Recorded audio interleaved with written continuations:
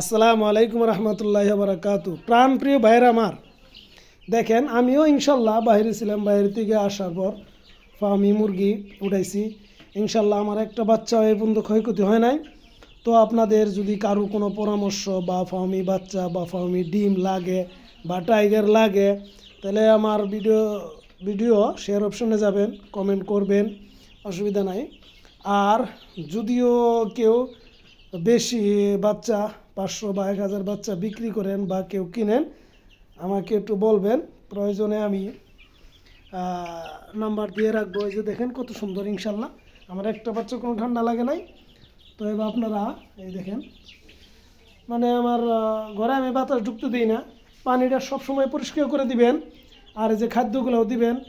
দেখেন আসলে কিনা খাদ্য দিয়া ফার্মি মুরগি পাইলে কেউ লাভবান হতে পারবেন না, বুঝছেন। বা এর পাশাপাশি পাতাকপি বা বিভিন্ন ঘাস এরকমও দিবেন। আর বিভিন্ন খাবার যে যে আইটেমে মানে মুরগিদেরকে খাবার মানায় নিতে পারে, ভিডিওটা দেখবেন ভাই, কথাগুলো শুনবেন।